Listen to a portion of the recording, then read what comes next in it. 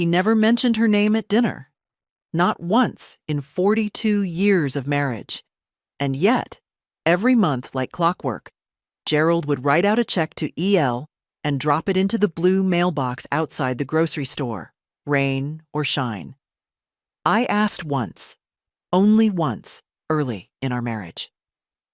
"She's my cousin," he said. "Sickly thing, needs help." Then he kissed my forehead like I was a child and told me not to worry my sweet little head. I never brought it up again. I should have. But when you've built a life on routines, on his way of doing things, you stop looking for questions he doesn't want answered. You just make the meatloaf, iron his shirts, and let him have his secrets. When he died last spring, quietly in his sleep with the TV still playing some late-night war documentary, I thought that would be the end of it. Of her. I even paused, staring at the checkbook on his desk, wondering if I should let that be the one thing I let go of. But habit is a cruel master. The next month I sent the check. The month after that, too. Then came the envelope. It arrived on a Monday, same as always. I was sorting bills at the kitchen table, trying to decide whether to fix the leaky faucet or finally replace the upstairs curtains. The envelope was thick, expensive, handwritten, and addressed not to Gerald, but to me. Mrs. Ruth Lancaster, in slanted, elegant script. Inside was a thank you card, not printed, not formal, written in the same hand. "I'm so sorry to hear of Gerald's passing. He was always kind, always generous. The money helped more than I can ever say. Thank you for continuing the support. You didn't have to. I hope one day you might come visit. The house is open to you any time. Eleanor L. Briar Hill, Ashford County." That name again. E.L. I stared at the card so long my tea went cold. Then I read it again. Ashford County, a 6-hour drive from my little town in Camden. I'd never been. Gerald went often. Fishing, he'd say. Quiet place. Briar Hill. I looked it up on the computer my granddaughter had forced on me for Christmas.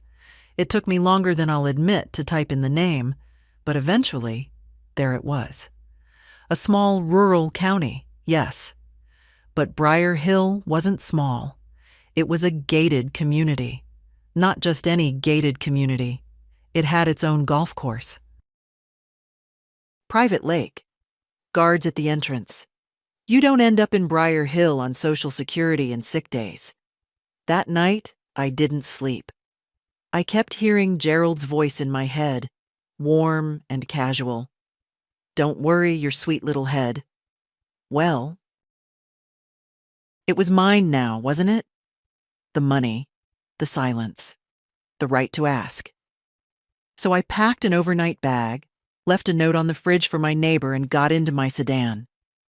The same one Gerald refused to trade in, even when the brakes squealed like a child in church. I didn't care. It was mine now. I drove through 3 counties before I let the anger settle. At first, it was just confusion, then curiosity. But by the time the Briar Hill gates came into view, tall, white, guarded, I felt something else entirely. A kind of rising heat in the chest I hadn't felt since I was 23 and pregnant, and Gerald came home drunk with lipstick on his collar. I gave the guard my name. He hesitated. I showed him the card. He nodded. "She's expecting you." Of course she was. The driveway was long and curved, flanked with hedges trimmed like wedding cakes. The house, no, the mansion, rose at the top like a proud old swan. 3 stories, wraparound porch, columns like something out of a Southern novel. I parked, turned off the engine, and sat there for a moment, gripping the steering wheel. My hands were shaking. Not from fear. From shame. Because somewhere deep inside me, I'd known. Not the details. But something. You always know when something's been kept from you long enough. The front door opened. A woman stepped out. She wore white linen slacks and a pale blue blouse. Her hair was perfect. Her skin tan. She looked not sick, not frail, but radiant. "Ruth," she said, smiling like we were old friends. "I was hoping you'd come." I stood up slowly, the gravel crunching under my feet. "You must be Eleanor," I said. She nodded, stepping aside to let me in. And as I crossed that threshold, I realized I wasn't here to visit. I was here for answers. The floor was marble, not faux tile, real marble, the kind that cools your soles even through thick shoes. The foyer opened into a vast living room with floor-to-ceiling windows and pale furniture that looked untouched by time or toddlers. Everything smelled of fresh flowers and money. Eleanor led me in like I was a welcome guest. "Would you like tea or something stronger?" I didn't answer right away. I was taking it all in. The chandelier, the artwork, real oil paintings, not prints, the baby grand piano in the corner. I'd spent my life vacuuming crumbs off a fabric couch from Sears. This felt like a movie set. "Tea will do," I said eventually, though what I really wanted was whiskey. She disappeared into the kitchen, leaving me alone in that cathedral of a room. I didn't sit. I looked. Really looked. A picture frame caught my eye. Silver. Polished. On the table next to a leather-bound book. I picked it up. It was Gerald. Young, maybe 50. In a collared shirt I didn't recognize. One arm around Eleanor's waist. They were smiling at something off camera. Natural. Comfortable. Like husband and wife. My chest tightened, but I placed the frame back exactly where it had been. No scene. Not yet. Eleanor returned carrying a tray with 2 cups and a tiny porcelain teapot. Everything matched. Of course it did. She poured with grace, as if we'd done this before. As if this wasn't the first time his widow was sitting in the home of his... whatever she was. "I suppose," I said, taking the cup, "you knew he died." Her smile faltered. "Yes. I heard a few weeks after. A friend in town saw the obituary. A friend. Small world." I took a sip. Earl Grey. Strong. No sugar offered. "You didn't come to the funeral." She stirred her own tea, though she hadn't added anything. "I thought it might be inappropriate." "Inappropriate," I repeated, considering. Eleanor sat back in the armchair, crossing one leg over the other. Her nails were manicured. Her shoes cost more than my winter coat. "What would you like to know, Ruth?" She didn't sound defensive. She sounded ready, like she'd rehearsed this moment for years. "Who you are, what this place is, and why my husband sent you money for half his life." She nodded slowly, as if ticking off a checklist. "Fair questions." "I'm not here to cause trouble," I added. "I buried him. I did everything right." "But I won't be lied to." "I never lied," she said. "Not to you. You let me believe you were sick. I never told him to say that." I looked at her. Really looked. "How long?" A pause. 27 years. My fingers gripped the teacup harder than I meant to. "So you were lovers." "We were friends," she said. "At first." I didn't want to hear more, but I had to. "He told me you were his cousin." Her lips twitched. Distantly. "Technically, that's not untrue." "Technically." I set the cup down. "Did you love him?" Eleanor's eyes didn't flinch. "I did, but not in the way you think. He loved you, Ruth. He never stopped saying that." I laughed then, a small, sharp thing. "He said that while handing over our savings?" "It wasn't your savings." Now I flinched. Eleanor softened. "I'm sorry. That was cruel. But Gerald was always clear. He gave what he wanted to give." I didn't ask. "What did he give?" She hesitated. Money, advice, help with the house. This house was my mother's. He helped restore it. I was going through a divorce when we reconnected. Reconnected? We knew each other as children. He was kind to me back then, and kinder when we met again later. I swallowed hard. And you took his money. She looked at me. Then, really looked. I didn't take anything he didn't offer. I never expected it to continue as long as it did. But it did. Yes. I stood up. My knees cracked, but I didn't care. I thought he was generous, I said. I thought he was noble for helping a cousin in need. I worked overtime to make up for the checks. I gave up vacations. I fixed our roof with a ladder and duct tape while he sent you thousands. Eleanor didn't rise. I never meant to take anything from you. But you did. Silence stretched between us like a tightrope. Then she said, "Would you like to see something?" No. But I followed her anyway. She led me down a hallway lined with photos, none of Gerald, and into a small office. Dark wood, shelves lined with books I'd never read. She opened a drawer and handed me a folder. Inside were copies of checks, dozens, all signed by him, all made out to her. Some were small, others staggeringly large. "That's just the last 10 years, she said. I flipped through them. My hands didn't tremble. They burned. "He told me once," Eleanor added, "that he admired how you never ask questions." I looked up. "He said you trusted him more than anyone else ever had." I wanted to scream, but I didn't. I just asked, "Did you ever send a thank you?" Eleanor hesitated. "Not to you, not until after." I closed the folder. "This house," I said, "all of this was built with my husband's money." She didn't deny it. I walked out without another word. I didn't cry until I hit the freeway. Not at the mansion, not when she handed me the folder, not when I passed the framed photo of my husband smiling like he belonged there, like I'd only been the pause between his lives. But somewhere between Ashford County and the old road back to Camden, I had to pull over. I parked beneath a faded billboard for a diner that probably closed a decade ago, turned off the engine, and let it all rise.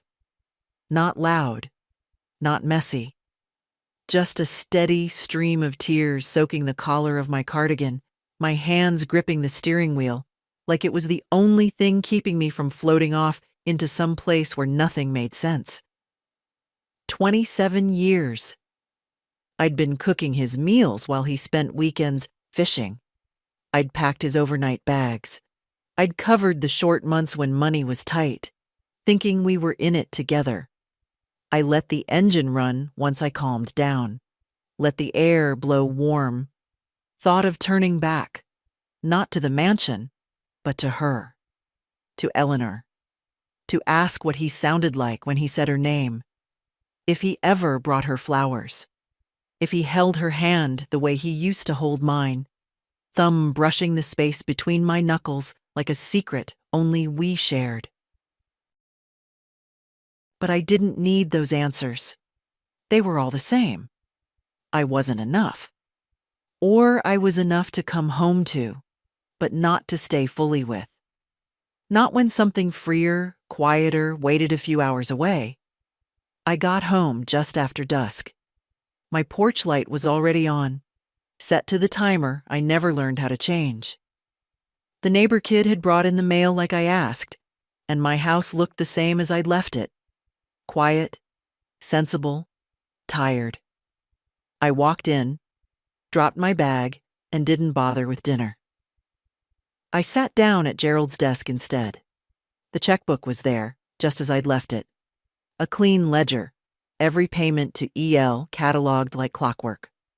I flipped back a decade. Same amount, same timing. Some notes in his shorthand. 4, groceries. 6, medical. 12, renovation. Like he'd needed to convince himself, or me. Then I opened the drawer.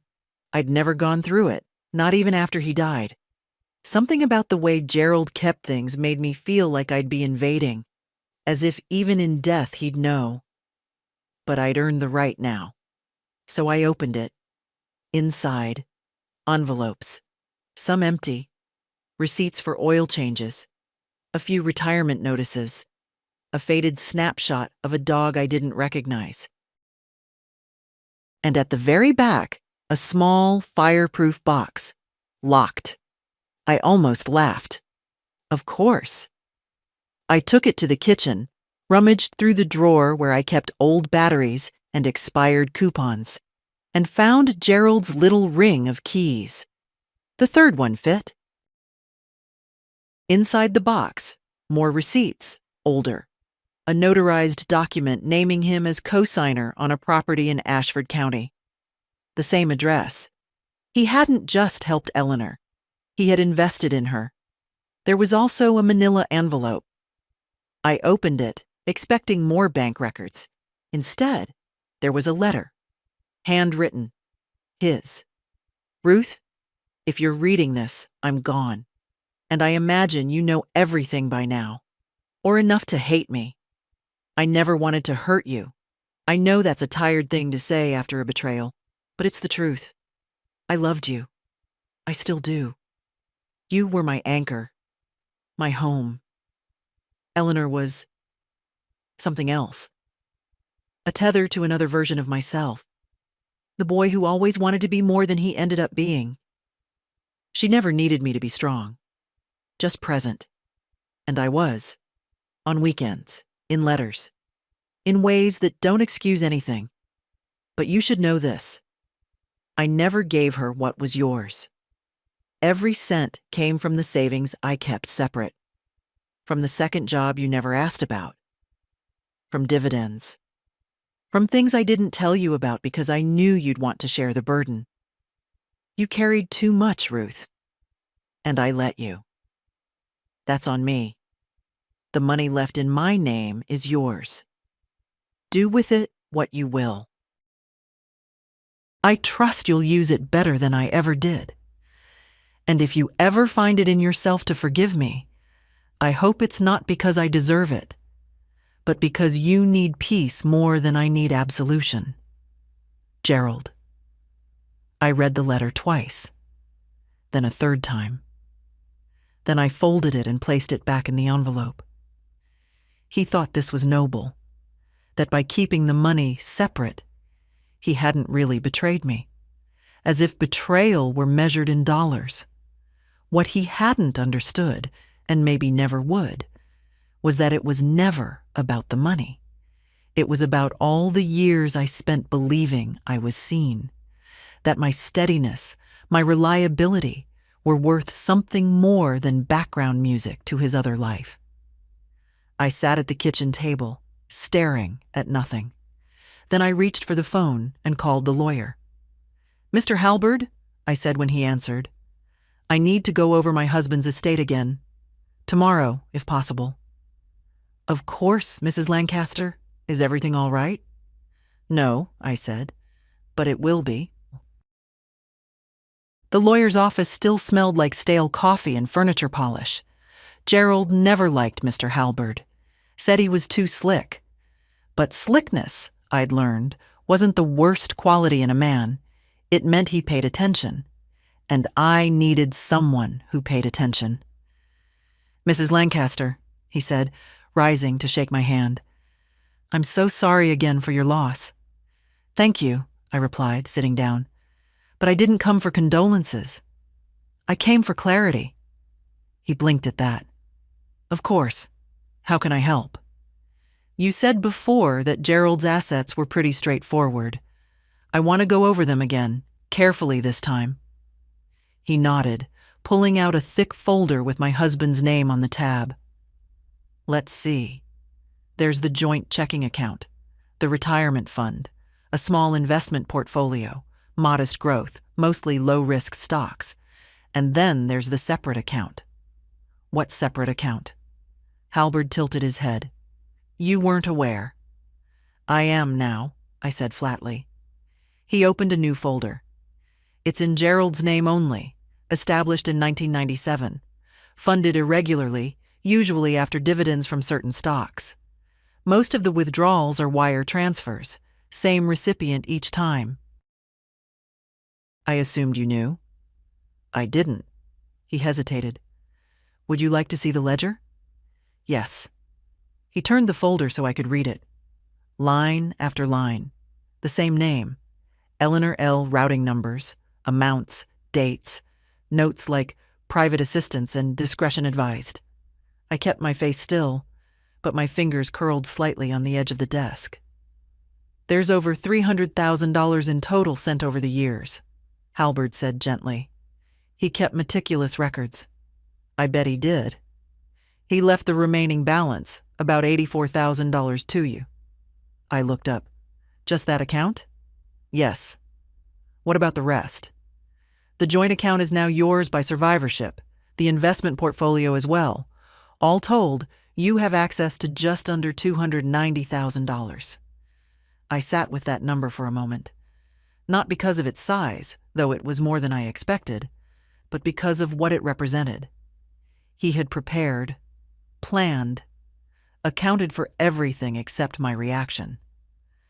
I want to make some changes, I said finally. To my will, to how the money's managed. Of course. Do you have something in mind? I want to establish a trust, I said. Irrevocable for one person. And who would that be? My granddaughter. June? He nodded, already jotting notes. How much would you like to allocate? All of it, I said. Halberd looked up. All of it? Yes. Every cent I can reasonably spare without putting myself in the poorhouse. I'll keep what I need to live. The rest goes to her. With terms. What kind of terms? No access until she turns 30. Not a penny. And only if she finishes her degree. If she doesn't, it converts to a scholarship fund in her name. For girls from working families. He nodded again, a little slower this time. I can draw that up. I want it airtight. It will be. I leaned back in the chair. And one more thing. Can you find out if a certain property in Ashford County is still jointly owned? Which property? I handed him the address I'd copied from Gerald's papers. He scanned it, then typed into his computer. After a moment, he raised an eyebrow. Well, he said, it appears your husband's name is still on the deed, along with an Eleanor L. Jenkins. Jenkins. So she wasn't using her maiden name. I want to know if it's legally possible for me to claim his share, I said. You can, but it'll be complicated.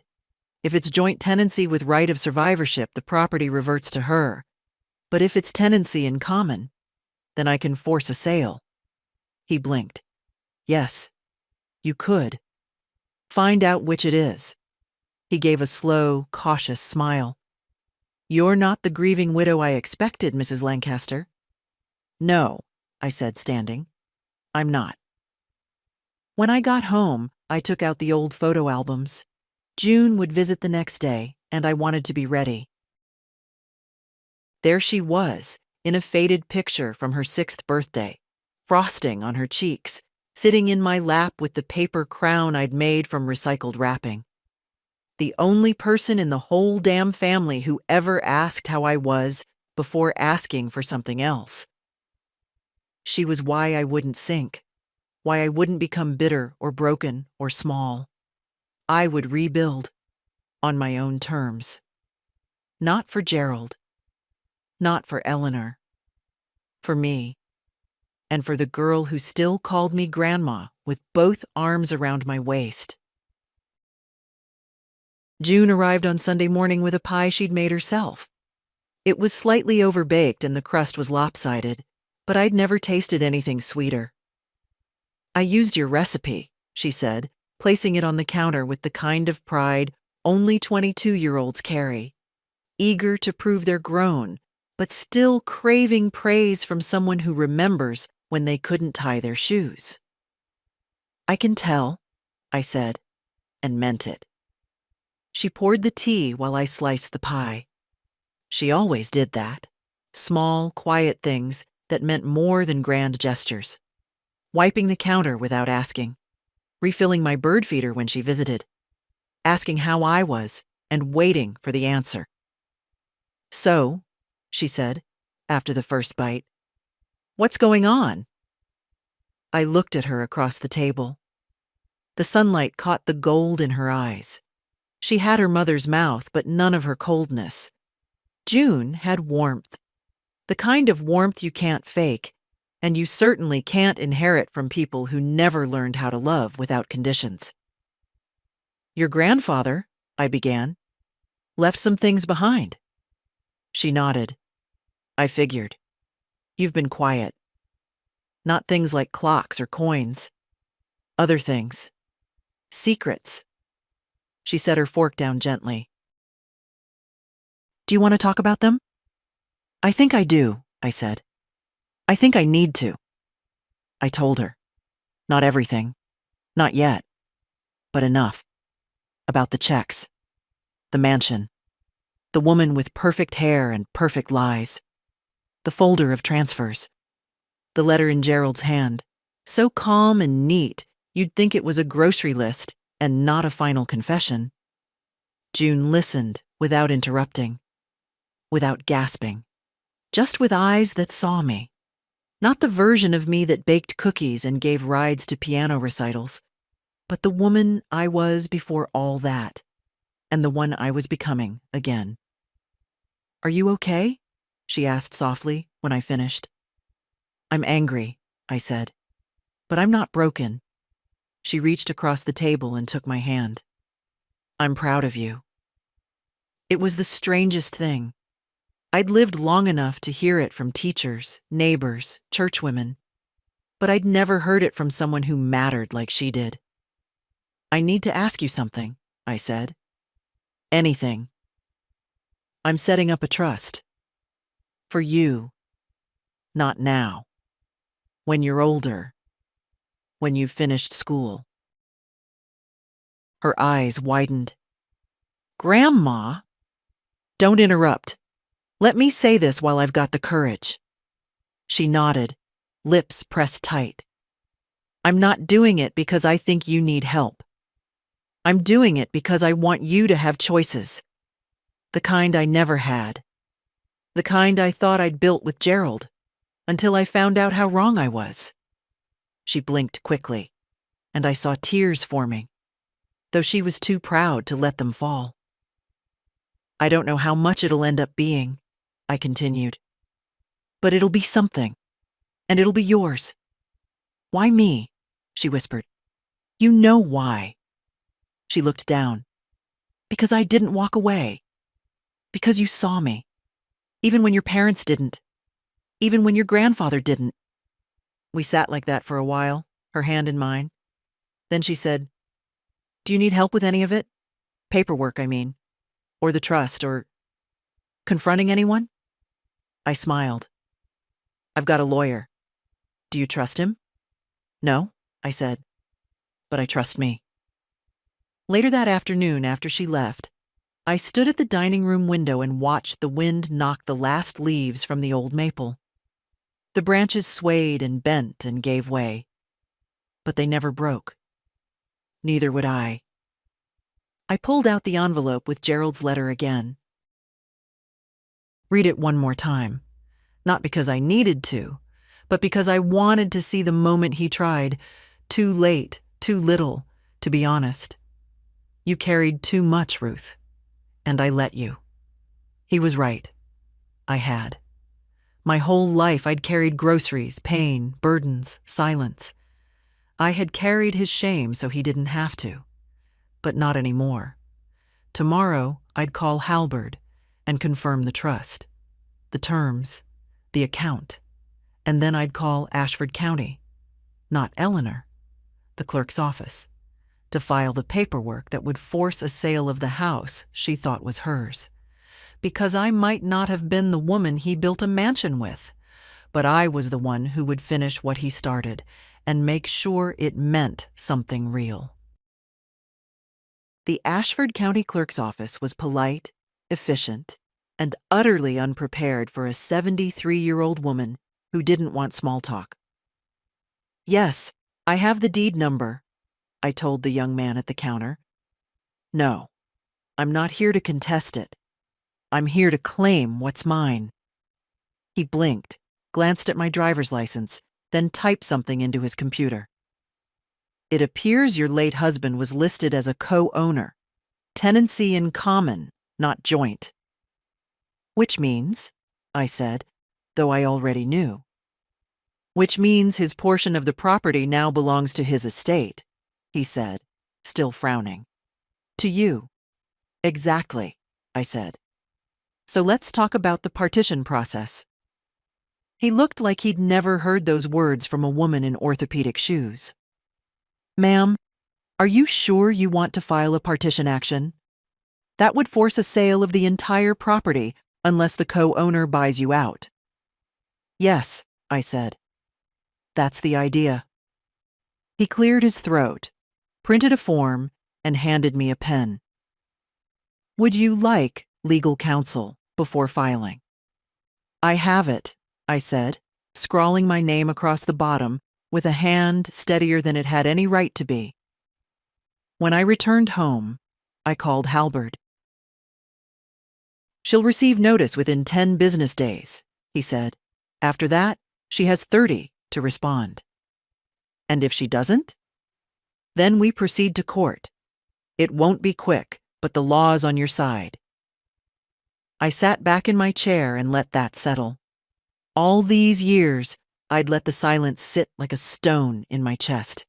I'd let Gerald dictate the shape of our life, even after death. But now, piece by piece, I was taking it back. That night, I didn't sleep. Not out of worry. Out of clarity. My thoughts were sharp. Clean. And when the sun rose, I made coffee, toasted half a bagel, and opened the folder where I kept the trust documents. It was done. Signed, notarized, funded. June would have something that no one could touch. At 10 o'clock, the phone rang. I recognized the number. Ashford County. Eleanor. I let it ring twice before answering. "Ruth," she said, calm, controlled, still playing hostess. "Eleanor, I received a notice today from your lawyer." "I expected you might." Silence for a beat. "I see you've decided to make this formal." "Nothing about this was ever informal, Eleanor," I said. "You do realize what you're doing, don't you? This will be public. Messy." "I'm aware." She exhaled. "The house is in my name, too. I lived there. I restored it. I paid for the—" "You paid for the curtains," I cut in. "He paid for the house." "That's not fair." "No," I said. "It isn't. And yet here we are." "You don't need the money," she said, voice tightening. "Maybe not. But I need the truth to cost you something." Silence again. "You're not angry at me, Ruth," she said eventually. "You're angry at him." "I was," I said. "Now I'm just done." She didn't reply. "I'll give you one option," I added. "Buy me out. At fair market value. Otherwise the house goes on the market." "You'd do that?" she whispered. "After everything?" "After everything," I said. "Why now?" "Because for the first time in 50 years, I can."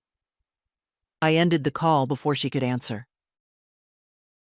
I went to the kitchen, poured myself another cup of coffee, and sat at the table with the morning sun warming my back. On the counter sat the pie plate June had returned, washed, dried, not a crumb left. She'd tucked a little note inside. "Next time, I'll try cherry. Love you." I held the note in my hand for a long time. Gerald gave away his money, but I would give away something better. A future. One built not on secrets, but on choice. The first letter from Eleanor's attorney arrived a week later. Typed. Formal. Polite to the point of condescension.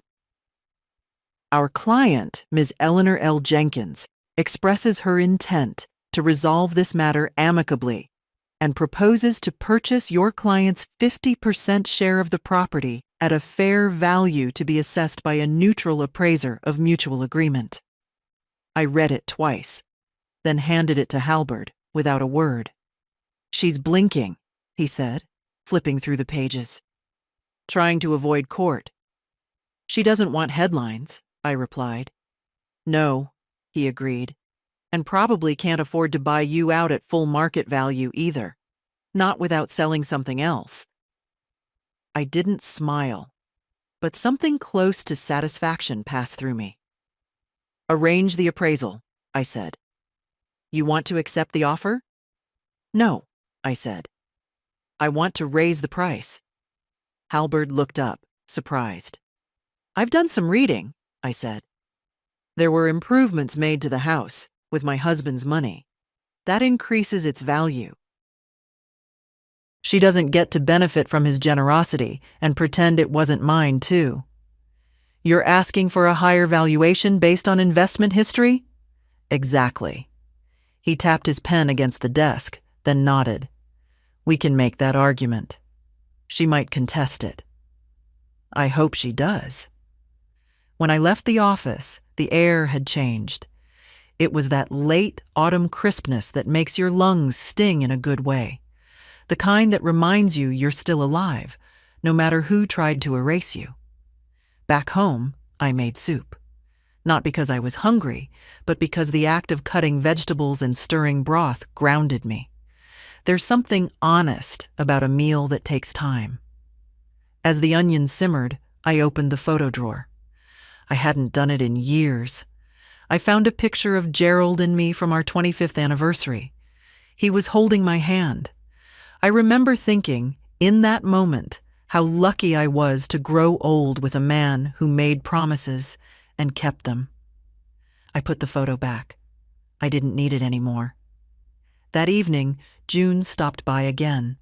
No pie this time, just her, in a red scarf and wind-blown hair, cheeks pink from the cold.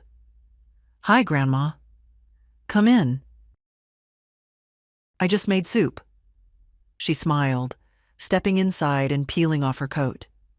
Smells like home. We sat with steaming bowls between us. She talked about school, finals, the way her roommate always left wet towels on the floor. I listened, nodding, laughing in the right places. And then, when we were quiet, she said, I saw the papers on the counter about the house. I didn't mean for you to. I wanted to, she said. I'm glad you're doing it. I'm not doing it to punish her, I said. Not only? I know. I'm doing it because I want the story to end with my voice, not silence. June looked down at her spoon, then back at me. Can I ask you something? Of course. Do you ever regret it? Staying, not asking questions. I thought about that. Sometimes, I said. But mostly, I regret thinking I couldn't survive without him. You could. I did. She reached across the table again, the same way she had a week before. Her fingers were cold. I hope one day I'm as strong as you. I squeezed her hand. No, I said. You'll be stronger. When she left, I stood in the doorway and watched her walk to her car. Confident. Tall, unapologetic. And I thought, that's what all of this is for. Not revenge, not justice, but legacy. The appraisal came back higher than I expected, not just because of the land. Ashford County had gentrified over the last decade, with out-of-state investors snatching up historic homes, but because of the renovations. New roof, updated plumbing, high-end fixtures, granite counters in the kitchen, all paid for with money that left my household every month without a word. When Halberd showed me the report, I didn't flinch, just read each line slowly, like it was the ending to a book I'd always known would hurt. Her lawyer's going to balk, he said. They'll claim half of these improvements were hers. They weren't, I said, and I have the receipts. Gerald kept everything. Neat folders, itemized, labeled. I used to tease him for it, back when I thought it was endearing. Now it was ammunition. She has two options, I said. Match the price, or lose the house. Halberd looked at me the way people look at someone they underestimated too long. You sure you don't want to keep it? He asked. Rent it out. Use it as leverage. You have that right. I don't want a piece of his lie, I said. I want it gone. He nodded, marking a note. Then let's make her sweat. The response came 3 days later. Eleanor, through her lawyer, requested an extension. More time to secure financing. More time to assess the emotional cost of parting with the home. She's stalling, Halberd said. Let her, I replied. Every day that passes is a day she remembers I'm not going away. I spent the next afternoon in the garden. The roses were nearly gone, but the last few clung stubbornly to their stems as if refusing to surrender to frost. I admired them for that. Then I pulled out the dead ones anyway. I was repotting the bulbs when the phone rang. I wiped my hands on my apron and answered without looking at the caller ID. Hello? It's Eleanor. The same smooth voice, but thinner now, less air. I thought we'd agreed to speak through attorneys, I said. I'm calling as a person, she said, not a client. I said nothing. I wanted to ask, she continued, if you'd come see the house before you force it out from under me. I've already seen it. No, I mean, come again, sit with me, let me explain. You had 27 years to explain. I wasn't the only one who stayed silent. That stung. Not because it was untrue, but because she said it like we were equals. I'm not coming for tea, Eleanor. Then come to finish it. No lawyers. Just us. One afternoon. I hesitated. Not because I needed answers, but because I wanted to see her face when I told her no. Tomorrow, I said. 3 o'clock. Thank you, she said quietly. Truly. I didn't thank her back. The next day, I wore the same coat I wore to Gerald's funeral. Not out of sentiment, but because it was the last time I pretended I didn't know what I know now. Briar Hill was just as pristine as before.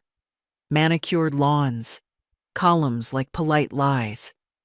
She opened the door the second I knocked. Eleanor looked different this time, not worse, but thinner, like something had been carved out from behind her eyes. Or maybe I was just seeing clearly now. Come in, she said. I made tea. Of course you did. The living room was unchanged, still magazine ready. But there were boxes in the corner now, half-packed, one open. Inside, a framed picture of her and Gerald. She hadn't even wrapped it. I assume you got the valuation, I said, not sitting. She nodded. It's fair. Painfully so. Then what's this meeting for? She poured herself tea but didn't offer any to me. I wanted you to know I didn't take him from you. I looked at her, steady.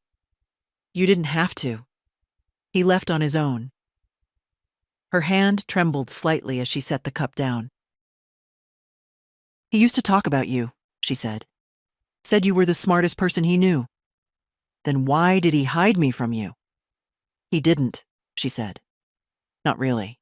He used to say, Ruth is the backbone. Ruth is why I breathe steady. I felt nothing. Not rage, not pride, just tired.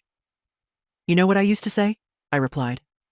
I used to say, I trust him. Like it was a prayer. Like if I said it enough, it would become truth. Eleanor looked down. I'm sorry. No, you're not. You're sorry you lost. She flinched. I didn't come here for apologies, I said. I came to say this. I'll give you 1 month to buy me out, not a day more. And if you can't, I'll sell it myself. I don't care who ends up in this house, as long as it's not someone pretending to mourn the man who lied to both of us." She looked up sharply. "You think I didn't love him?" "I think you loved the version of him who never needed to be held accountable." We stood in silence, the air heavy with what neither of us had said for decades. "I hope you use the money for something good," she said finally. "I already did." I didn't look back when I walked out of Eleanor's house. I didn't care if she stood at the window watching me leave, or if she went straight back to boxing up her past. That chapter had turned. Not with fury, not with vengeance. Just finality. Let her sit with that. The next morning, Halbert called.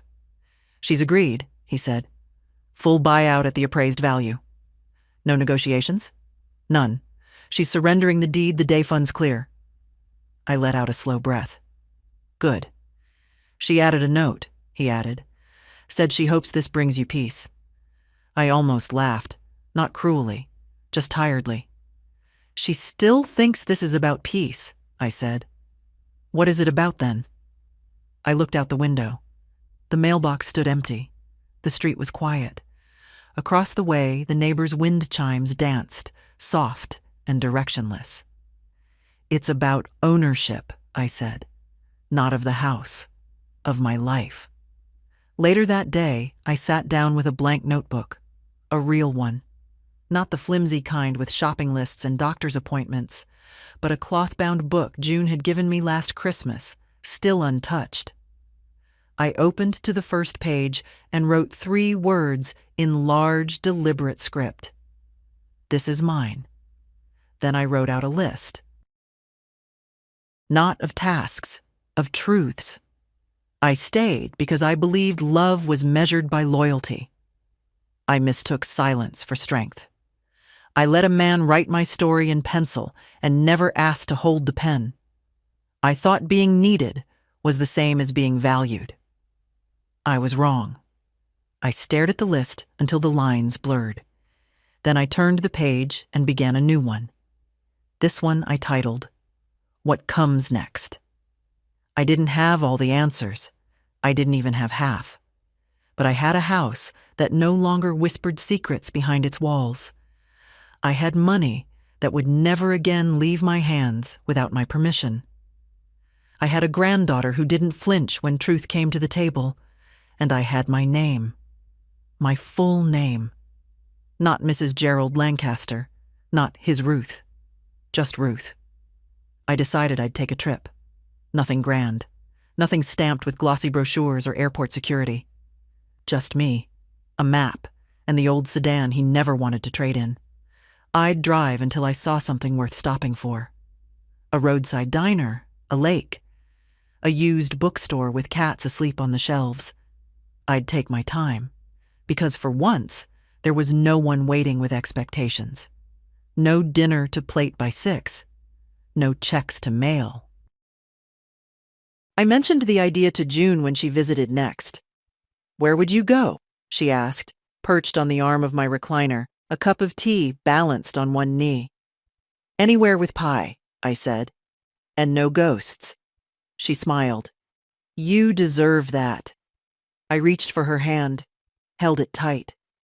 "You'll do better," I said. "You already are." "You did okay too, Grandma." "I survived. There's a difference."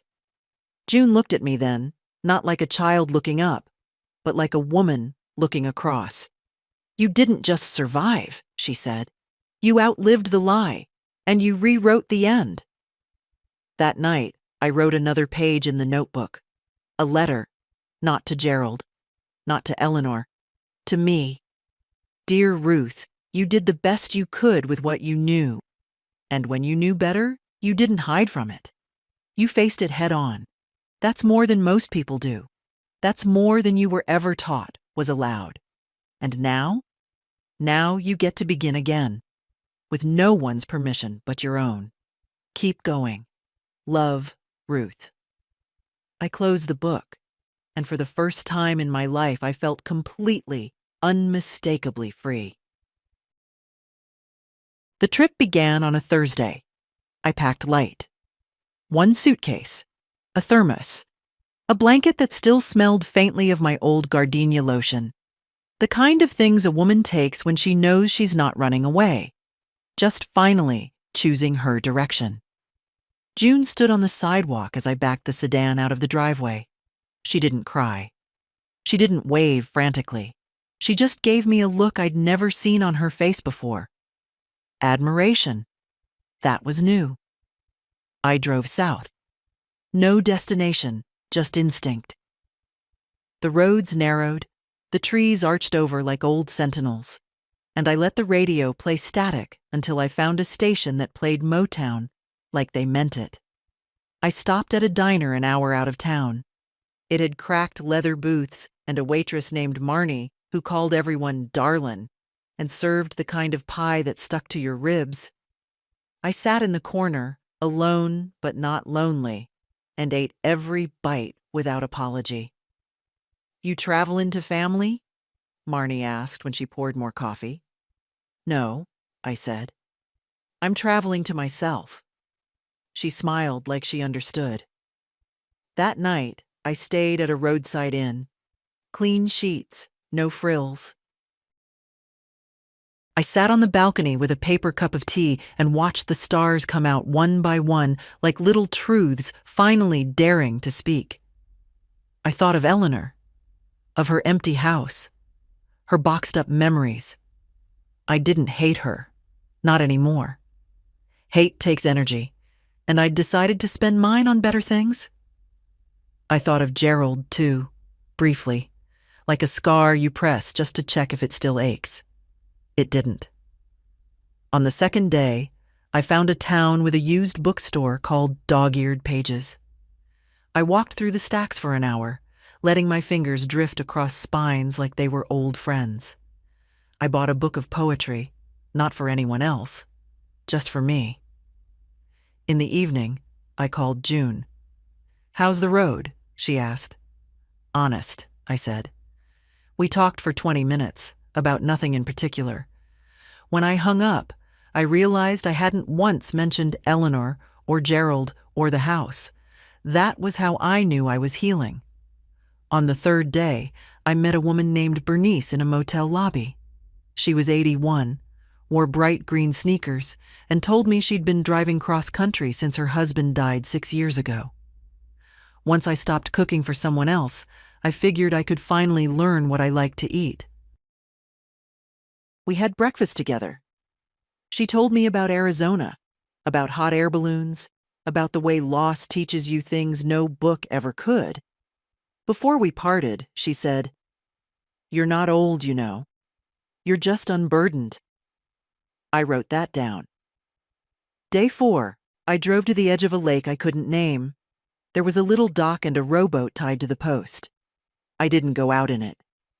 I just sat at the edge and watched the ripples stretch across the water like echoes. That night, I wrote again in the notebook. "You didn't waste your life, Ruth. You loved with everything you had. You forgave more than anyone should. And now, finally, you belong to yourself." I stayed one more day, and then I drove home. When I pulled into the driveway, the porch light clicked on, still set to the old timer. But this time, I didn't mind. I'd learned that some routines don't need breaking, just reclaiming.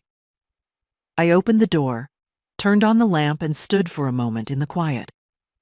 My home, my silence, my future. On the table was a letter, handwritten, no return address. I opened it carefully. "Ruth, the deed is yours. The funds have been transferred. I've moved out. You were right. It was never really mine. I hope one day you find peace with all of it. I never meant to steal anything, only to be seen. But maybe that was never mine to ask for. You were stronger than both of us.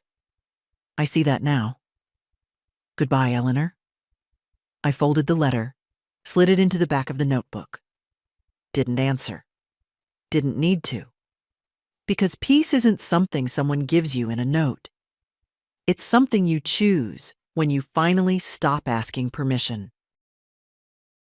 The first thing I did with the money wasn't extravagant. No trips to Europe, no kitchen remodel, no pearls. I bought a new mailbox. The old one had rusted through at the bottom, letters falling through like nothing wanted to stay. Gerald used to patch it with duct tape, said it had character. I didn't want character anymore. I wanted something that worked.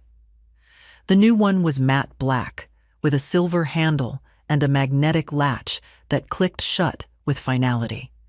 I stood on the curb after the installer left and ran my fingers across its clean edge. It was a small thing, but it was mine. After that, I made a list, not of what I needed, but what I wanted. New walking shoes, paint for the spare bedroom, a real set of kitchen knives, a weekend at the lake with June, nothing outrageous, just pieces of a life that no longer belonged to someone else's schedule. I checked off the shoes first, then the knives.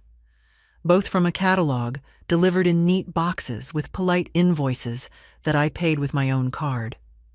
Then I tackled the room. The spare bedroom had been Gerald's domain for years, where he kept his war books, his ugly green recliner, his musty-smelling card table where he played solitaire like it was a duty. I emptied it, box by box, not angrily, just thoroughly. Some things I donated, others I tossed. A few I kept, photos mostly, and a pocket watch he'd once said was his father's, though I never saw him wear it. When the room was bare, I opened the windows and let the air move through. Then I painted the walls a soft blue-gray that reminded me of fog on still water. I bought a new bedspread, put up shelves for books, hung a painting of a single open window, the kind that made you feel like you could step through it and keep going forever. That room became mine, for reading, for thinking, for simply being. June came over one evening and walked in without a word, just looking around slowly, hands in her pockets. "You changed it," she said. "I did. I like it."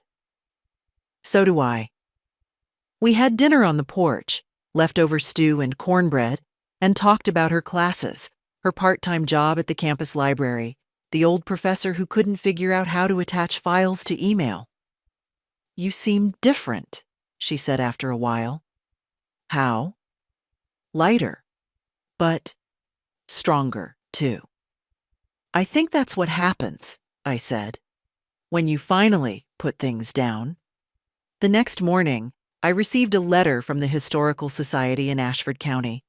Someone had nominated Gerald for inclusion in a book about local war veterans. They wanted my permission to include a photo, a brief biography. I sat with the letter for a long time. He had served, yes, but he'd also deceived, betrayed, left two women clinging to the same name, hoping they were the real one. I took out a blank piece of stationery. "To whom it may concern, thank you for your interest in honoring Gerald Lancaster. He served with dignity and came home in one piece, a rare gift. But I must decline your request, not out of spite, but out of truth. Some stories do not belong in books. Some must stay where they lived, behind closed doors, in quiet kitchens, on the backs of women who held too much for too long.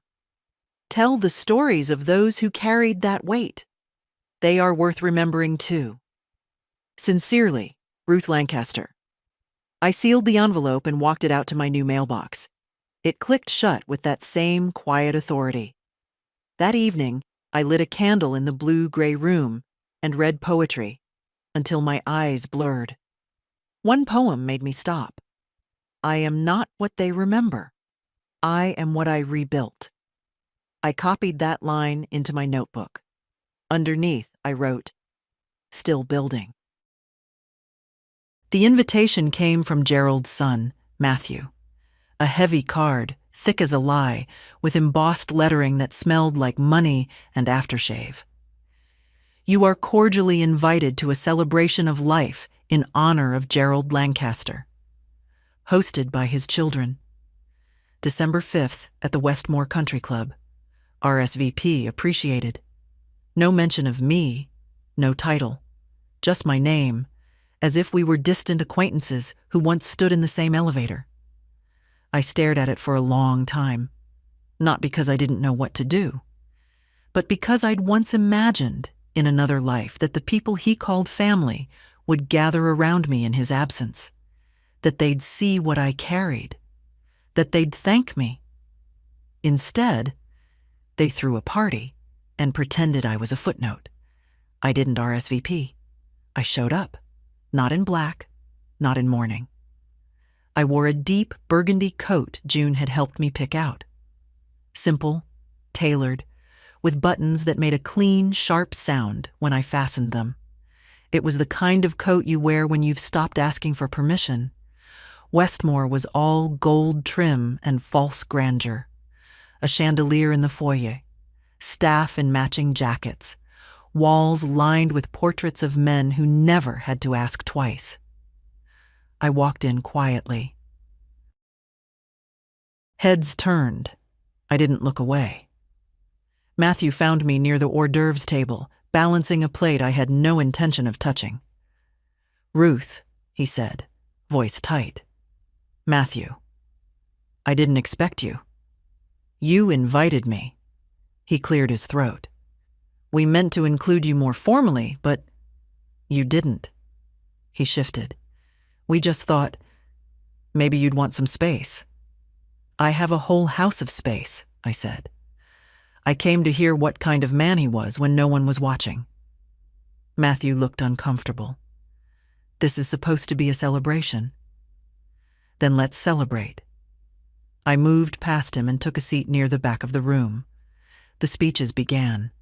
Polite, polished, predictable. They spoke of Gerald the father, Gerald the soldier, Gerald the hard-working man who sacrificed so much for his family. I didn't flinch. They didn't mention Eleanor. Of course not. They didn't know, or didn't want to. They didn't mention me, either. Until the last speaker, a granddaughter I barely knew, said, "Grandpa always said Grandma Ruth was the kindest person he'd ever known." It wasn't much, but it landed like a stone in a still pond. After the applause, the wine flowed, and the room hummed with nostalgia, carefully selected for its palatability. Matthew approached again, glass in hand. "I meant to call after the estate settled," he said, "but it all moved quickly." "You got what you wanted?" He hesitated. He didn't leave us much. "He left you what he thought you earned." That silenced him. Then he said more softly, "Did he ever talk about us? About me?" I considered that. "He did," I said. "Not as often as you'd hope, and never as often as I hoped." Matthew looked away. "I thought he was proud of me." "He might have been," I said, "but he wasn't generous with praise or truth. He was hard to love." "So was I said. "For a long time. I just hid it better." He looked at me then, not as an old woman, not as his father's widow, as someone who knew something he'd only just begun to understand. "Do you hate him?" he asked. "No," I said. But I stopped protecting him. That answer seemed to sit heavy between us. He didn't press further. "Take care of yourself," I said, already turning to leave. "You too," he said, barely above a whisper. Outside, the wind had picked up. The sky stretched wide and gray, and I pulled the coat tighter around my shoulders. I didn't cry. Not because I was cold, not because I was angry, because I was free. Back home, I poured a glass of water, sat in my blue-gray room, and wrote in the notebook again. They gathered to remember him. I came to remember myself. They told stories with clean edges. I carry the whole thing. I don't belong to his legacy. I built my own. The auction was held on a bright Saturday morning, clear skies above and stiff wind at ground level, the kind that stings your eyes even when you don't feel like crying. Ashford County Courthouse, marble steps, thin coffee, and a group of interested faces pretending not to notice one another.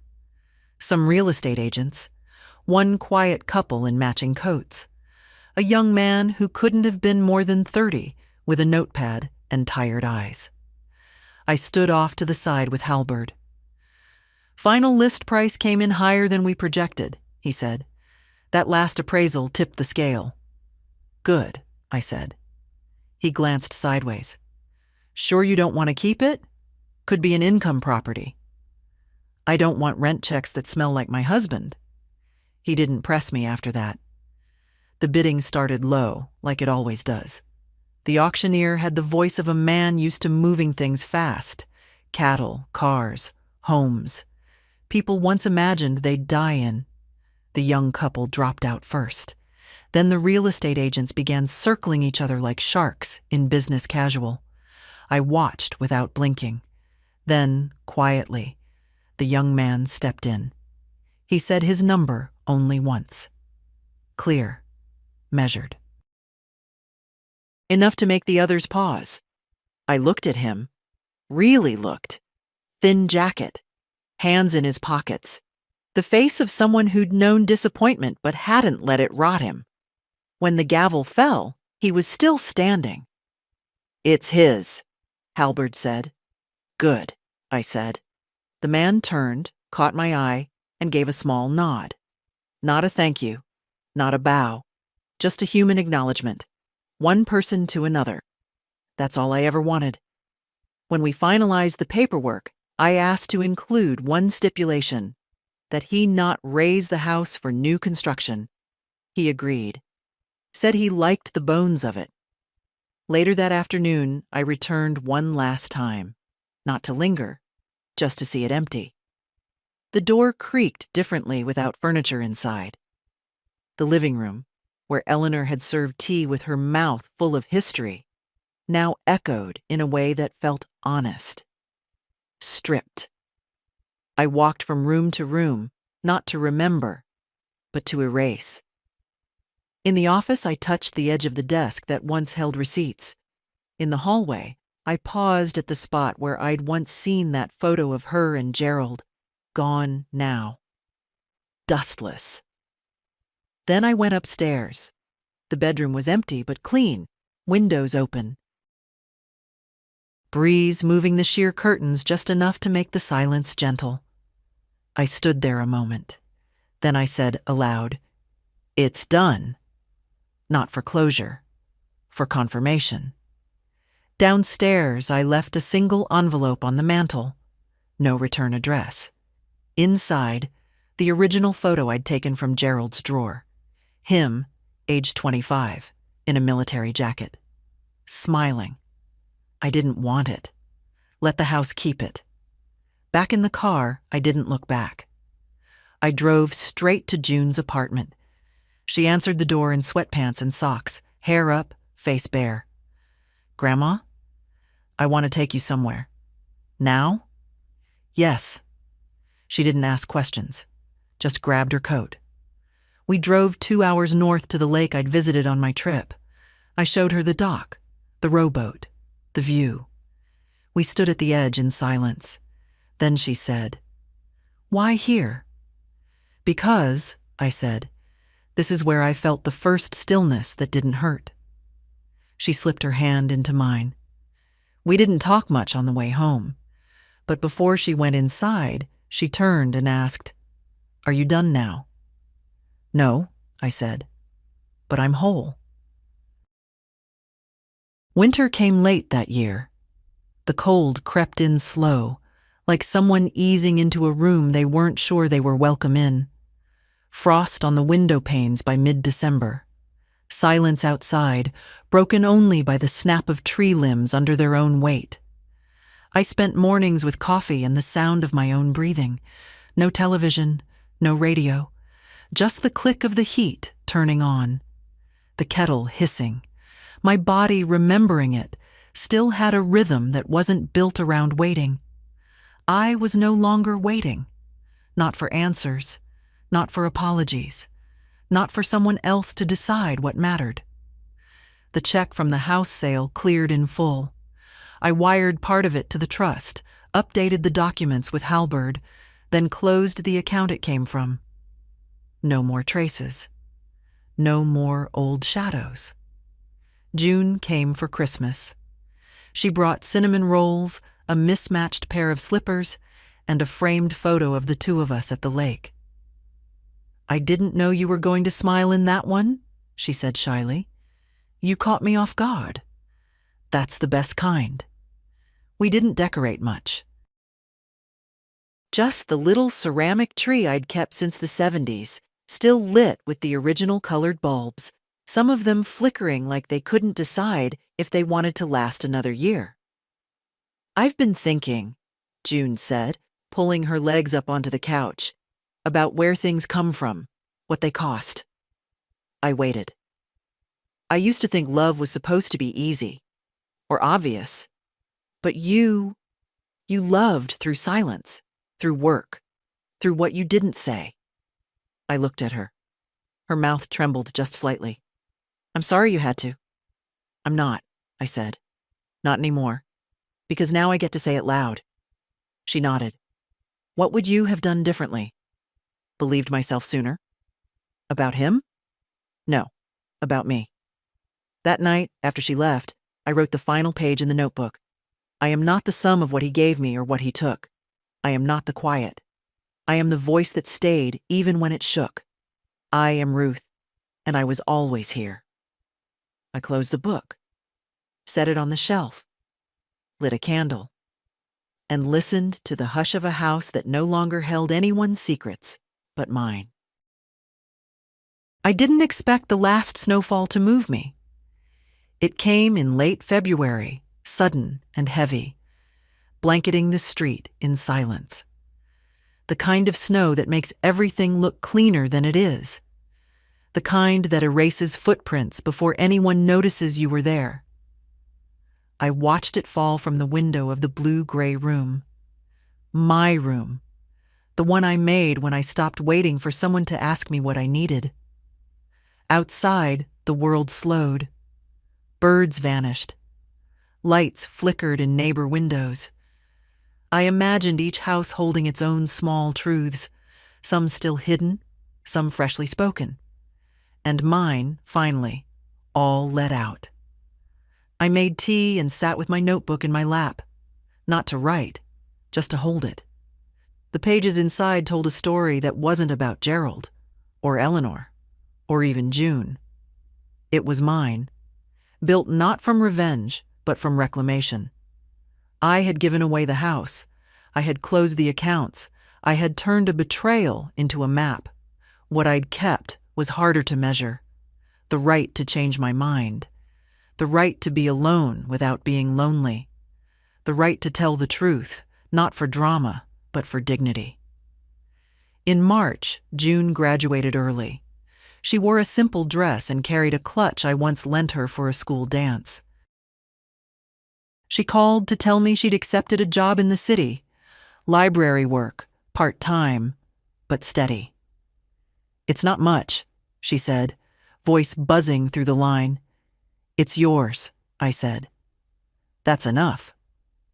I didn't tell her then, but I'd already rewritten the trust. No longer locked behind age or degree. No more ifs or unlesses. She didn't need to prove herself to earn what was already hers. I didn't either. The following week, I mailed out 3 small envelopes, one to the Ashford County Library with a check and a letter. "Use this for books written by women over 70. We have things to say." One to a local shelter, the kind that doesn't get big headlines, just hands and eyes and meals that come quietly. And one to Bernice, the green-sneakered widow I'd met months ago at the motel. I sent her a photo of the lake, a note that read, "You were right. I wasn't old. I was unburdened." Then I stood in the kitchen and baked a pie. Cherry this time. June had said she'd try it next. I thought I'd beat her to it.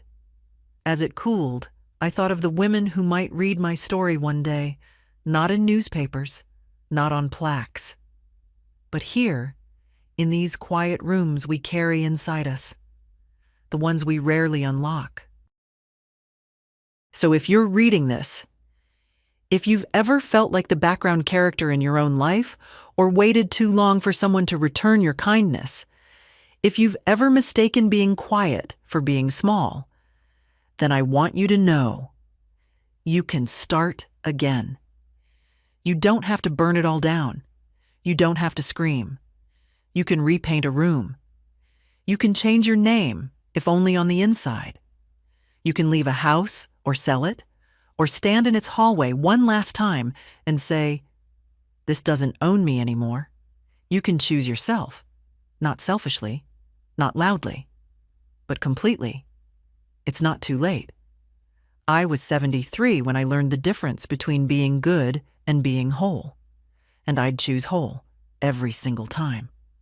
So take your time, then take your voice back, then take your name, and if you've made it this far and something inside you whispered, "This is me," write it down. Say it out loud. Tell someone, or tell no one. Just don't forget it. Not again. If this story meant something to you, share it with someone who needs it. Leave a comment. Pass it on. Say it out loud. Someone else is waiting to remember who they are, too.